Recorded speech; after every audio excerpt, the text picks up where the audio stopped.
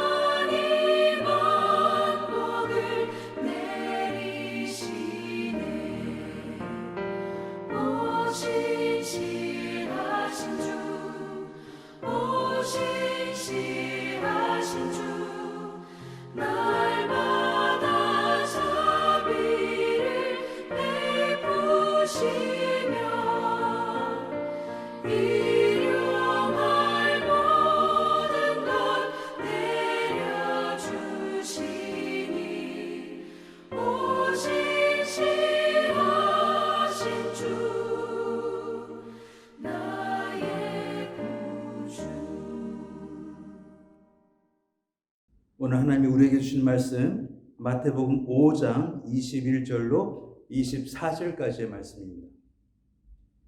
옛 사람에게 말한 바 살인하지 말라. 누구든지 살인하면 심판을 받게 되리라 하였다는 것을 너희가 들었으나 나는 너에게 이르노니 형제에게 노하는 자마다 심판을 받게 되고 형제를 대하여 라가라 하는 자는 공에 잡혀가게 되고 밀려난 놈이라 하는 자는 지옥불에 들어가게 되리라. 그러므로 예물을 제단에 드리려다가 거기서 내 형제에게 원망 들을 만한 일이 있는 것이 생각나거든 예물을 제단 앞에 두고 먼저 가서 형제와 화목하고 그 후에 와서 예물을 드리라. 아멘. 이스라엘 백성이 그때까지 가지고 있었던 모든 율법은 모세가 하나님으로부터 받은 율법이었습니다. 두 돌판에 쓰여진 십계명을 비롯해서 이스라엘 민족에게 준 300여 가지의 율법이 그들의 삶의 바탕이었습니다. 근데 그 모든 법은 돌 위에 쓰였든 또 종이 위에 쓰였든 쓰여 있는 법이었습니다. 다시 말하면 내가 읽지 못하면, 내가 알지 못하면, 내가 보지 못하면 그 율법은 나와 상관이 없는 법이었습니다. 그러나 하나님께서 우리에게 새롭게 주신 이 법은 예수 그리스도로 말미암아 우리를 새롭게 하시고 또 우리에게 새롭게 주신 법은 우리 마음에 적히는 법입니다. 우리가 무시할 수가 없는 법입니다. 우리가 안 보인다고 변명할 수 없는 그런 법입니다.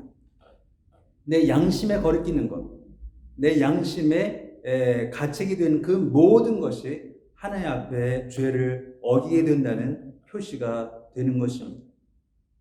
그래서 더 크고 무서운 법이 된 것입니다. 전에는 그 돌판만 없더라면 나는 죄인이 아닐 수 있었습니다. 그 율법만 모른다면 나는 죄인이 아니라고 말할 수 있었습니다. 그러나 이제는 우리 양심에 쓰여진 하나님의 그 법 때문에 우리는 변명할 수 없는 그런 사람이 된 것입니다. 그렇기 때문에 여기서 나오는 모든 법, 하나님께서 예수 그리스도를 통해서 우리에게 주신 새로운 모든 법, 이웃을 사랑하고 하나님을 사랑하고 또 이웃에게 건립이 되지 않고 이웃을 판단하지 아니하고 또 이웃을 나보다 낫게 여기라 하는 그 모든 법은 우리가 변명할 수 없는 법이 된 것입니다. 근데 구약의 법과 신약의 법이 다른 점은 또 하나 있습니다. 구약의 법은 행위의 법입니다. 내가 했느냐 하지 않았느냐로 내가 죄를 지었느냐 아니었느냐로 분간할 수 있게 되는 법이었습니다. 그러나 신약의 법은 내 마음에 어떤 의도가 있었느냐로 죄가 되고 죄가 되지 않을 수도 있는 법입니다. 예를 들면 남의 것을 탐하는 것은 이미 도적질한 것이요 남을 미워하는 것은 이미 살인한 죄가 되는 것입니다. 이 말씀을 다시 우리가 생각해 본다면 우리의 인격에 관한 법이라고 말씀드릴 수 있습니다. 구약의 법은 행위법이라면 신약의 법은 인격법입니다. 우리의 인격이 하나님 앞에 더 예수 그리스도를 닮아가면 닮아갈수록 우리는 그 법을 잘 지키는 자가 되는 것입니다. 예수께서 산상수훈을 통해서 우리에게 하신 그 모든 말씀, 팔복으로부터 시작하여 우리에게 하신 모든 법은 우리의 인격이 변해가고 우리의 성품이 달라지고 우리의 삶이 달라지는 그 열매가 맺어져야 되는 그런 법이라고 말씀드릴 수 있습니다. 그래서 오늘 말씀에 형제를 미워하거나 형제를 우습게 여기거나 형제에게 원망 들을 만한 일이 있거든 그것부터 해결하고 하나님 앞에 와라라고 말씀하고 있는 것입니다. 이것은 하나님보다 이웃이 먼저라는 뜻이 아니라 하나님께서 내게 주신 그 신앙은 내 인격을 변화시켜 놓고 또 변화될 수밖에 없다는 당위성을 말씀하고 있는 것입니다. 여러분의 이 아름다운 열매가 여러분의 생애 안에서 풍성히 열매 맺기를 주의 이름으로 축원합니다. 기도하겠습니다. 마음에 거리낌이 없는 성도가 되게 하소서. 또 마음에 죄지지 않도록 도와주시고 또 위선자가 되지 않게 하여 주소서. 또 인격으로 드러나는 신앙이 되게 하소서. 이 세 가지 기도 제목을 가지고 기도하겠습니다. 기도합니다. 하나님, 저희 마음에 쓰여진 주의 법이 있는 줄 저희가 잘 압니다.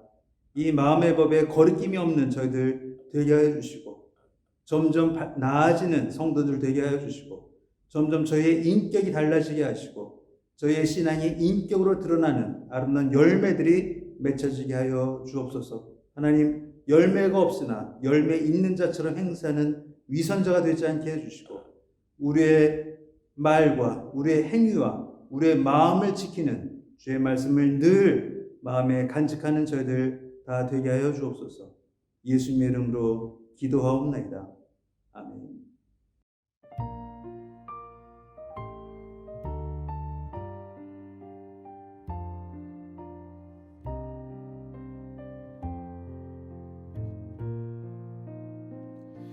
심령이 가난한 자는 전국이 저희 것이요, 애통하는 자는 복이네. 위로를 받을 것이요, 온유한 자 복이 있나니. 땅을 기업으로 받겠네. 의에 줄이고 목마른 자는 저 입에 부를 것이요, 긍휼히 여기는 자는 긍휼히 여김 받겠네. 마음이 정결한 자는 하나님을 볼 것이요, 화평케 하는 자는 하나님의 아들이라 일컫네. 의를 위하여 핍박받는 자 천국이 저희 것이라. 온유한 자 복이 있나니. 땅을 기업으로 받겠네. 의에 줄이고 목마른 자는 저 입에 부를 것이요, 긍휼히 여기는 자는 긍휼히 여김 받겠네. 마음이 정결한 자는 하나님을 볼 것이요, 화평케 하는 자는 하나님의 아들이라 일컫네. 의를 위하여 핍박받는 자 천국이 저희 것이라. 내게도 주소서.